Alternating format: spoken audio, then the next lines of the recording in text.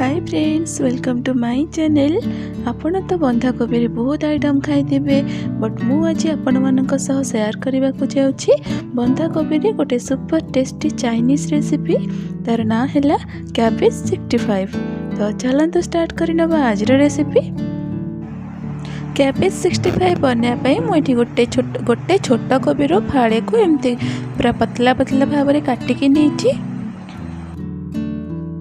देखो पूरा पतला पतला करके काटिकी नहीं। आम बाइंडिंग पाई 2 चामच कॉर्नफ्लोर देदबा, 2 चामच राइस फ्लोर बा चाउल गुंड और 1 चामच बेसन और स्वाद अनुसार लूण और 1 चामच रेड चिली पाउडर और हाफ चामच ब्लैक पेपर पाउडर और 1 बड़ चामच अदा रसुण पेस्ट देकी आमे भलसे गोली नबा।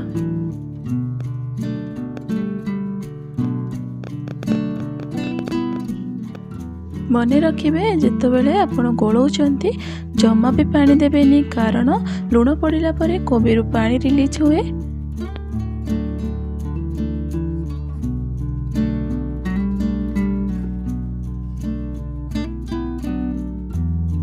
देखंतु हाथ रे आमे भल से मिसई के गोलई नबा।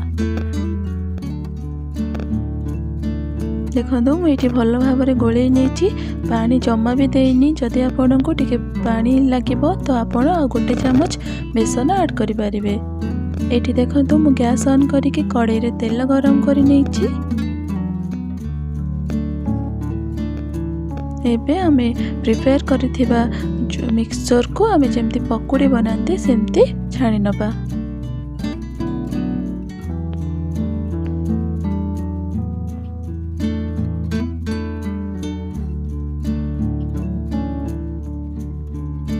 मीडियम फ्लेम रे 2 साइड को भल से लेउटे की फ्राई कर सारा परे देखंतु एठी बंधा कोबी पकोड़ी रो कलर चेंज हो गलानी। एबे आमे सब को गोटे प्लेट को बाहर करि नबा। एही प्रोसेस रे आमे सब पकोड़ी गुडी को छाणी नबा।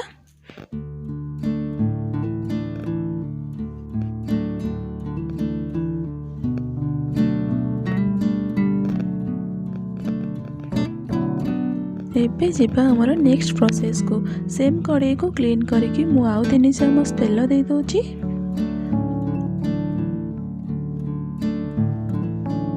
तेल गरम हो गलानी। एबे हमें 1 चामच कटा कंचा लंका दे दबा।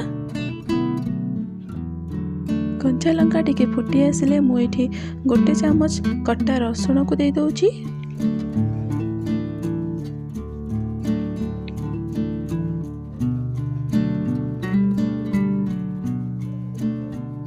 एबे हमें किछि भृसंग पत्र दे दबा। भृसंग पत्र और रसुण को टिके फ्राई कर सारा परे एठी हमें 1 कटा पियाज को दे दबा।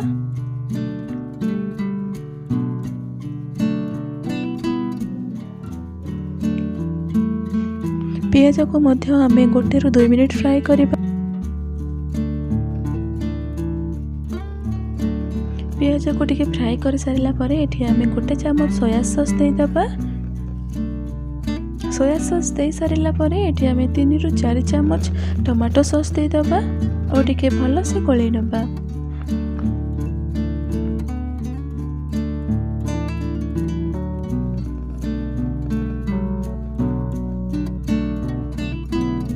आपण टमाटो सॉस जगह टमाटो केचप भी नहीं पारिबे।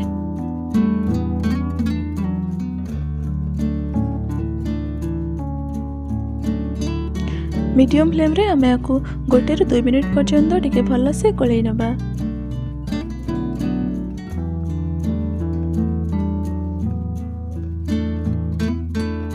दो मिनिट गोलैला परे एबे हमें आगरू फ्राई करके रखिथिबा बंधा कोबी पकोड़ी गुडी को हमें एथिरे देके भल से मिसई नबा।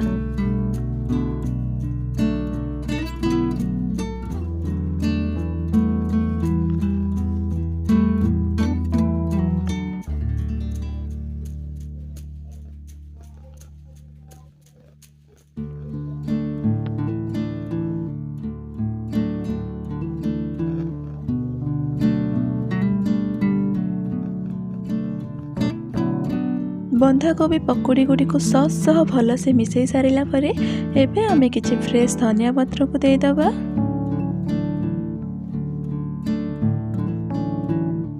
और गैस रो फ्लेम को ऑफ करि नबा। देखिले तो केते कम समय रे केते इजिली आमर सुपर टेस्टी कैबेज 65 बनिकी रेडी हो गला। एही रेसिपी देखिया पे जेतिके सुंदर खाइबा को मध्य ताटो अधिक टेस्टी। एही रेसिपी को आपण निश्चय ट्राई करंतु, निजे खांतु और घर को आसीथिबा गेस्ट मानन को खाइबा को दियंतु। देखिबे समस्त को बहुत पसंद आसीबो। जदि आजिर रेसिपीटी आपण को भल लागिथिबो तो वीडियोटी को लाइक करिवे, शेयर करिवे और सब्सक्राइब करने को जमा भी भूलिबेनी। मु पुणी आसीबी आ गोटे नुआ रेसिपी नहीं कि से पर्यंत रहिली। नमस्कार।